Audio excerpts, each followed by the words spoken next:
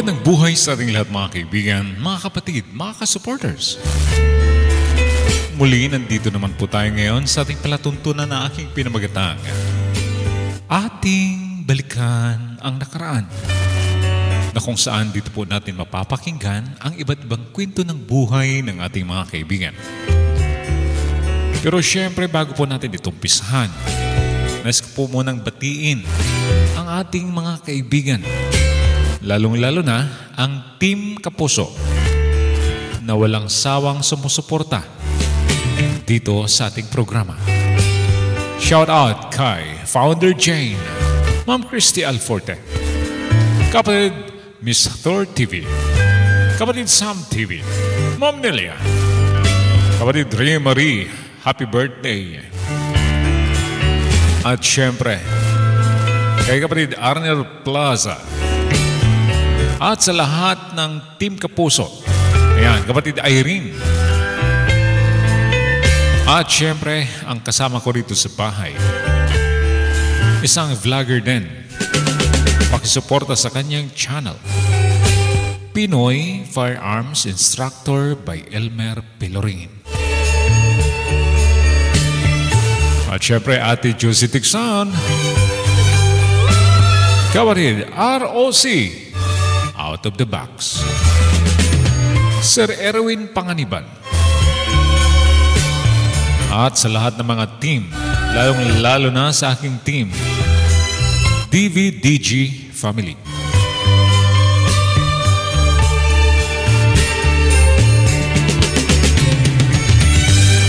At ngayon, mayroon naman po tayong babasahing sulat galing sa ating kaibigan. Ito atin ang umpisahan.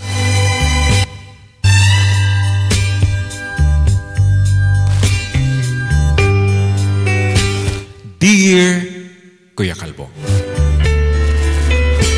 tawagin mo lamang ako sa pangalang Mark. Kuya, nalalapit na ang araw ng mga puso.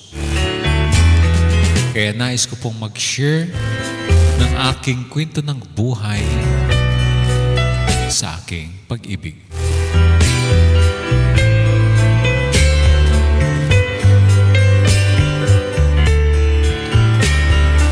Nagtatrabaho po ako dito sa Maynila, Kuya. At syempre, hindi maiwasang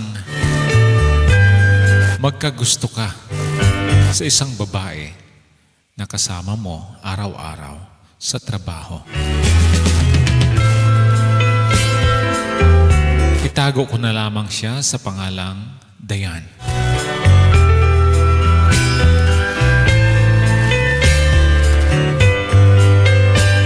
Tulad ko, Kuya, ang kahinaan ko sa isang babae. Matangkad, sexy, mahaba ang buhok, at maputi.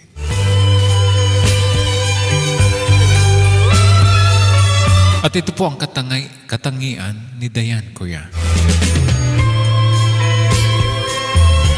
na nahulog ang loob ko sa kanya.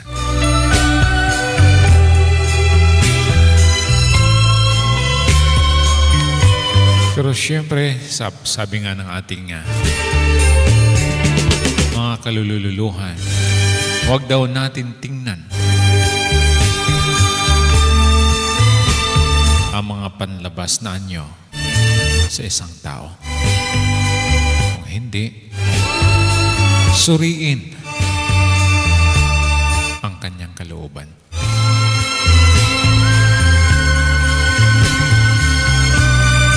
Kaya kahit nagustuhan ko si Dayan, pinapakiramdaman ko po muna siya, Kuya.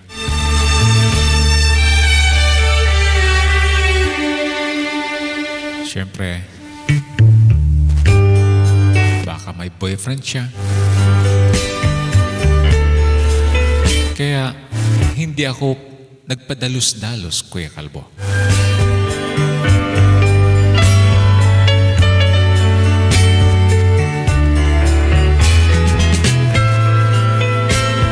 Sa totoo lang, Kuya, Ako ang nauna kay Dayan sa aming trabaho.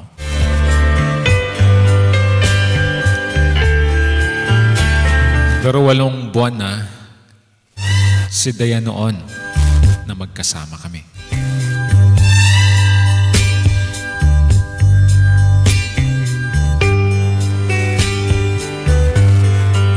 Nakita ko at naramdaman ko ang kanyang pagkatao.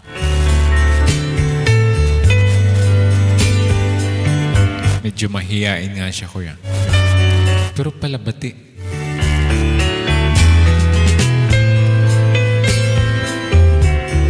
Kaya walang lalaking hindi magkagusto sa kanya. Lalo na kung nakangiti siya, kuya.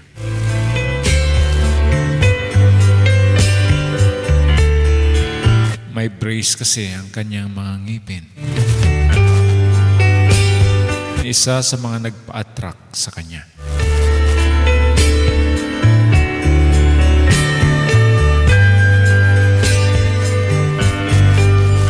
At dahil doon,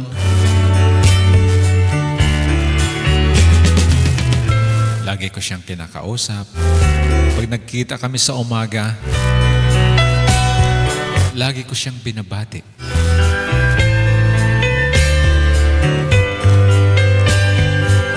Isang araw, pauwi na kami. Nagkasabay kami sa elevator na kami lang dalawa.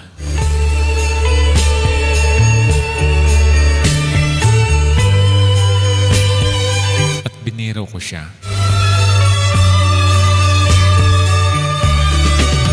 Kung nag-abang na ang kanyang boyfriend sa baba. Dahil sabi ko baka makita kami na magkasama sa elevator.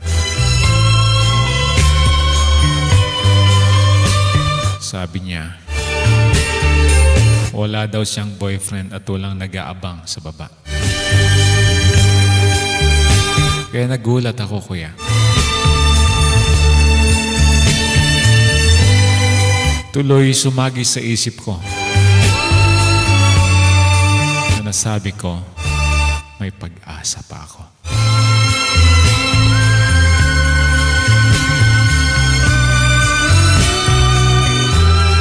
Kaya sinabi ko sa kanya, pareho pala kami. Ako din walang girlfriend. Hindi nga siya makapaniwala, kuya. At biniro niya ako.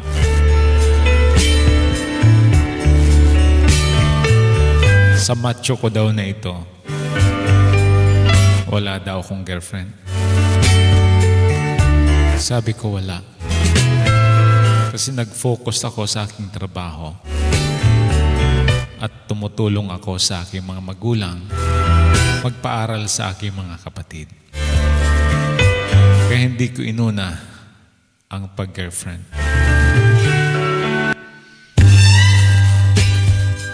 At yun din ang sinabi ni Dayan, kuya. Ganon din siya. Tumutulong din siya magpaaral sa kanyang mga kapatid.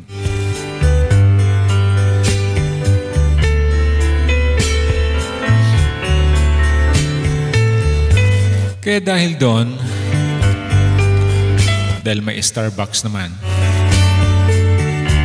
sa labas ng aming building, niyaya ko siyang magkape kami at sagot ko. Biniro pa nga ako, napakasosyal ko daw.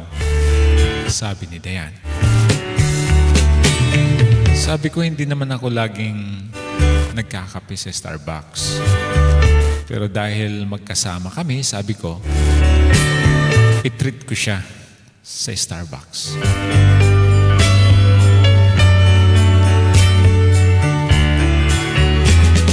At dahil Biyernes na araw iyon, at wala naman kaming pasok na bukasan, pumayag si Dayan, kuya. Napakasaya ko noon na nakasama ko si Dayan at nakausap.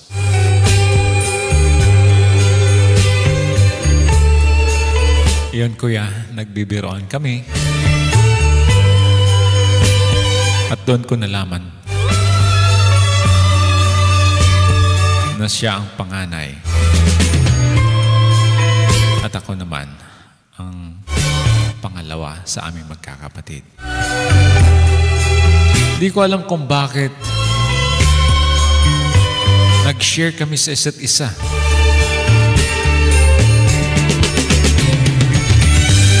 Sa aming mga karanasan sa buhay. At doon lang kami magkasama ni Dayan noon, kuya. Ewan ko. Siguro nga.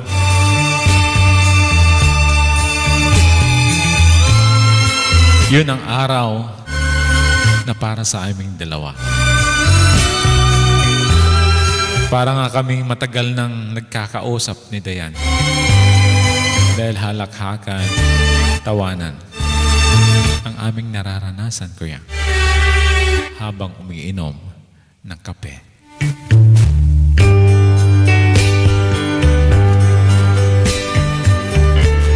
At dahil uwian na,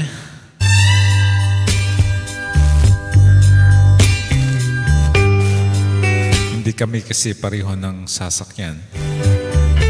Kaya pinasakay ko muna siya.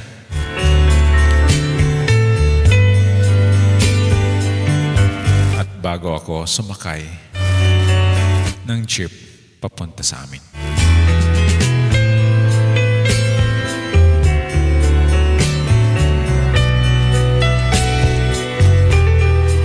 Napaka-excite ko noon, kuya. Parang lahat ng pagod ko sa trabaho nawala.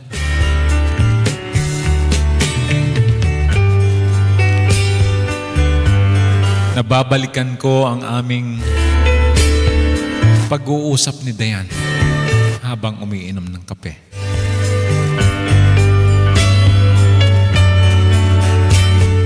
At iwan ko, kuya,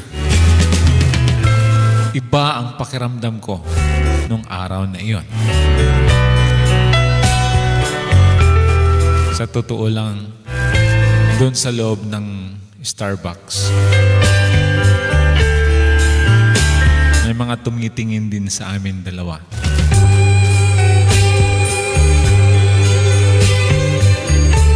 Sa isip ko, nababasa ko ang mga iniisip nila na mag-girlfriend kami ni Dayan.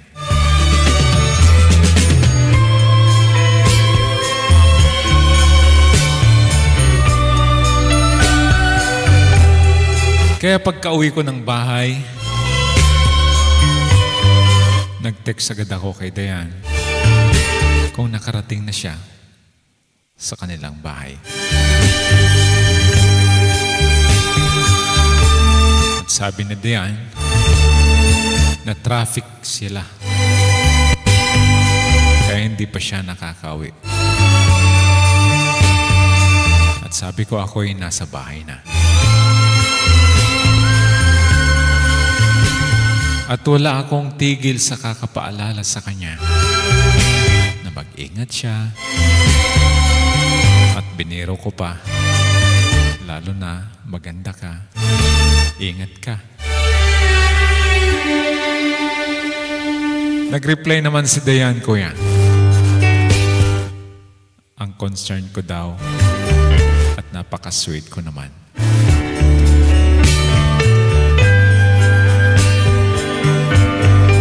Lalong masaya ako, Kuya Calvo, sa palitan ng text namin ni Dayan. Hanggat sa nakarating siya sa kanilang bahay.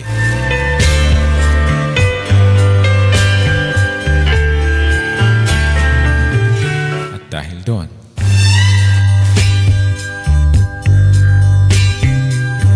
patulog na ako. Nag-text ulit ako sa kanya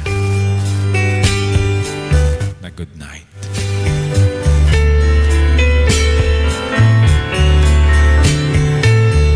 Akala ko, kuya, hindi mag-reply si Dayan. Nireplyan din ako ng good night. kaya feeling ko na in love na ako kay Dayan.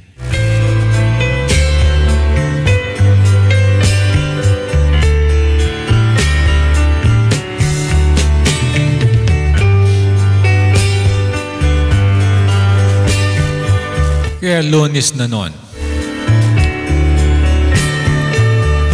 nagkita ulit kami ni Dayan. At doon na nagsimula, kuya. Sabay na kaming mag-lunch. Sabay kaming mag-merienda.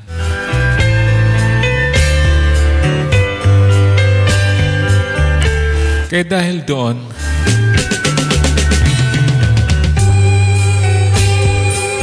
maraming bumabagabag sa isipan ko, kuya.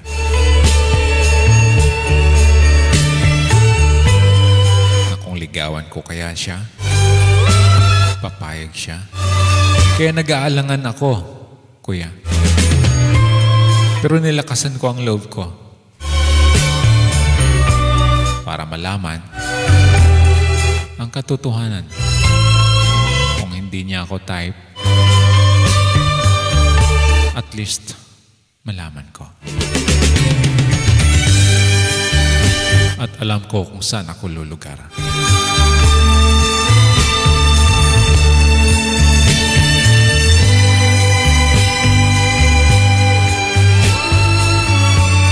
At pagkatapos namin kumain, nilakasan ko na ang loob ko, kuya.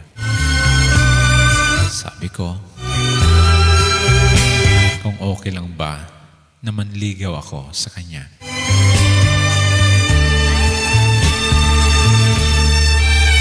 Napangiti si Dayan, kuya.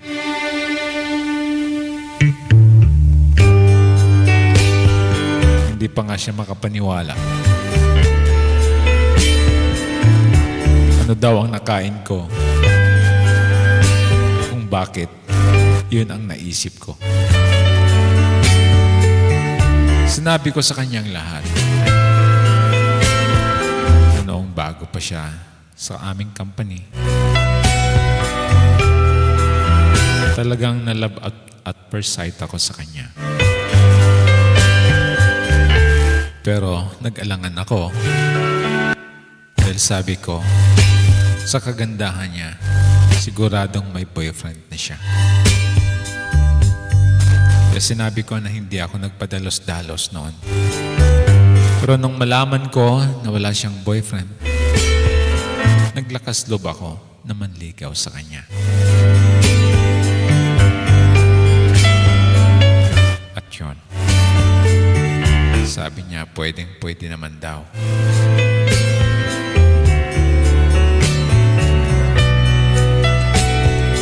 Kaya dahil doon,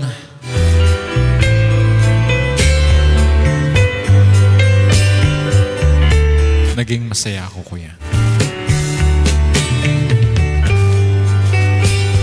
Dahil sa wakas, napayagan ako na manligaw sa kanya.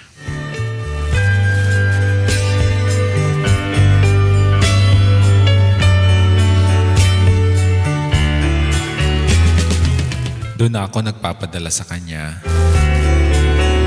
ng bulaklak. Lagi ko na siyang tinitext. Minsan, tinatawagan ko siya.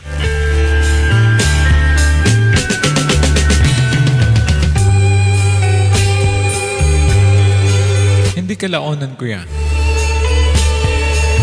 Umabot ng 3 buwan ang aking panliligaw sa kanya. At sinagot din niya ako.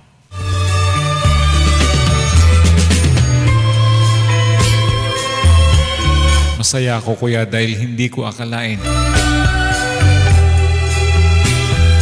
nasasagutin ako ni Dayan. Dahil hindi naman ako kagwapuhan.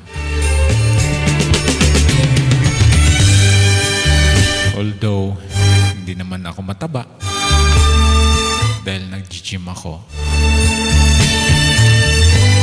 Yun lang ang kaya kong ipagmalaki, kuya. Pero hindi ako kagwapuhan. Naging masaya ako. At sinabi ko kay Dayan iyon. Malaking pasalamat ko sa pagtanggap niya ng aking pag-ibig.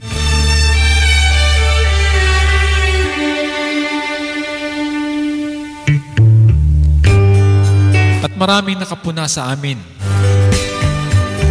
sa aming department. Lalo na lagi na kaming magkasama.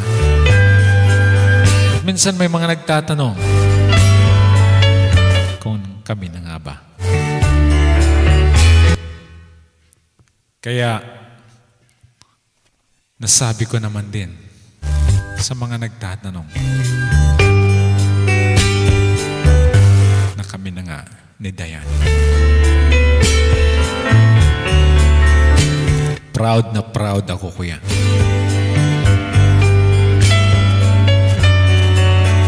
Na si Dayan ang naging girlfriend ko. Dahil kahit si Dayan ang tinatanong, hindi rin niya itinatanggi. Sinasabi niya na kami na nga.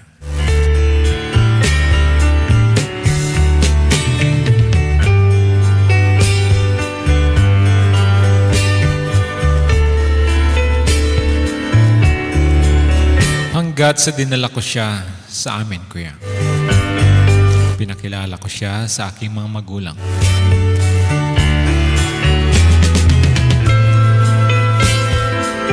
Laking gulat nga ng mama ko na makita niya si Dayan. Napamangha maging ang aking mga kapatid.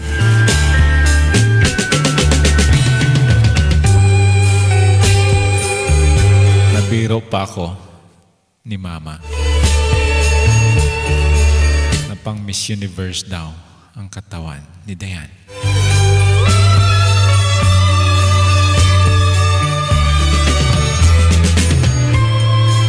At maging ako man, kuya, napakilala niya sa kanyang mga magulang at kapatid.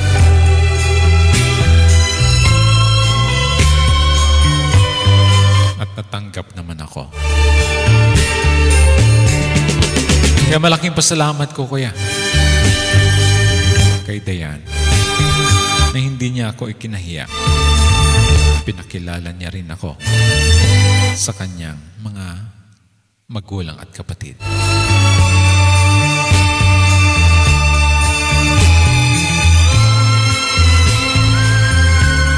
At ngayon masaya kami.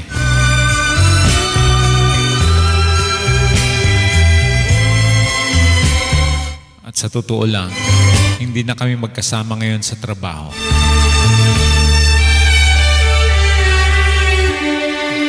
Dahil napag-usapan namin na mas magandang hindi kami magkasama sa trabaho para maiwasan ang chismis. Kaya pumayag naman si Dayan, kaya lumipat ako ng ibang company.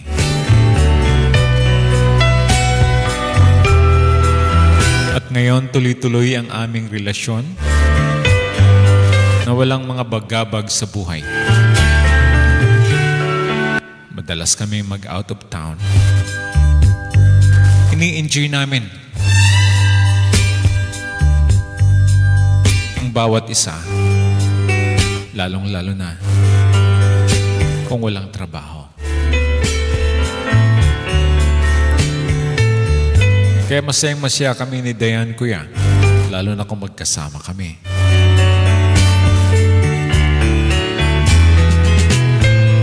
Sa totoo lang, nagplano na kaming magpakasal.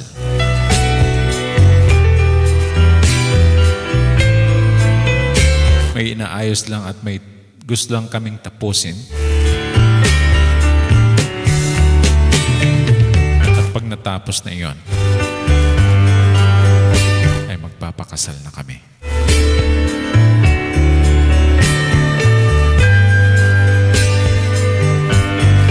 lagi kong dinadalangin ko yan na maging kami ni Dayan at walang ahad lang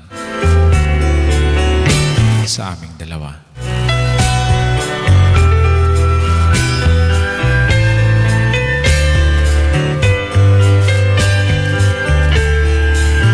Kuya, hanggang dito na lang. Maraming salamat po sa iyong palatuntunan. Naway naging masaya kayo sa aking kwento ng buhay. Buhay pag-ibig. Muli, maraming salamat po. At more power po sa inyong programa. Lubos na gumagalang, Mark.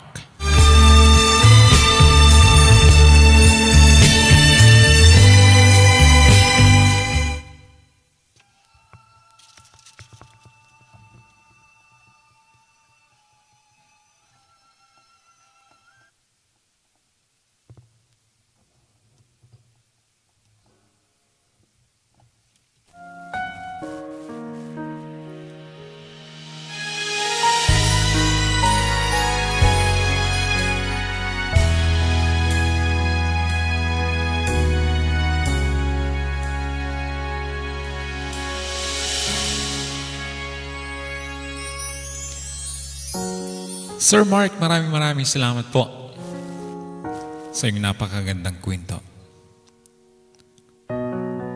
Nakaka-inspired sa mga taong nagmamahalan.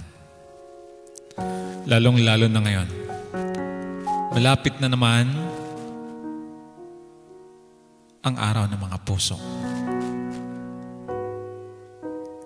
Kaya binabati ko po kayong lahat ng Happy Valentine's Day. Sa mga nagmamahalan at sa mga walang minamahal at naghahanap pa. Maraming salamat po. At sana maging masaya ang bawat isa sa darating na Valentine's Day. At dito sa kwento ni Sir Mark,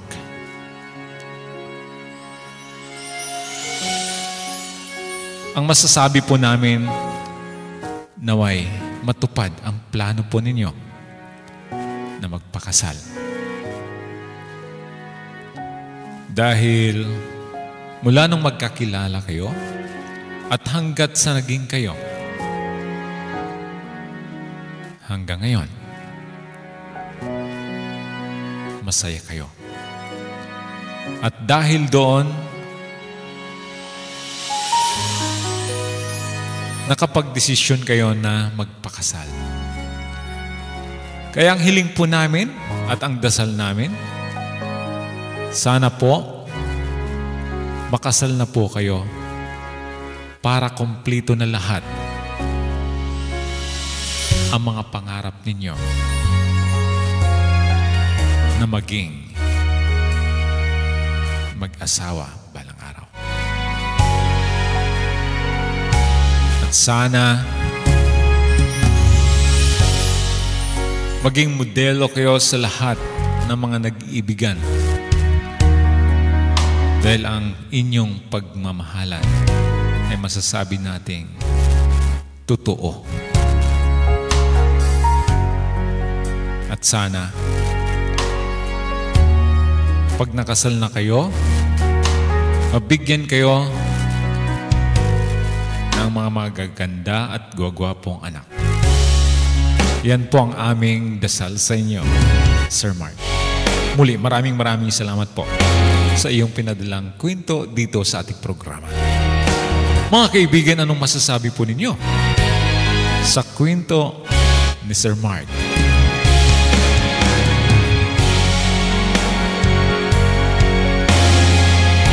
Mag-comment at i-share na yan. I-comment kung ano ang inyong naramdaman Nakaramdam din ba kayo? At naalala rin ba ninyo ang pagmamahalan ninyo? Kaya binabati ko po kayo dahil malapit na ang araw ng mga puso. Advance Happy Valentine's Day sa ating lahat. Saang dako man kayo ng mundo, magsaya sa araw ng mga puso.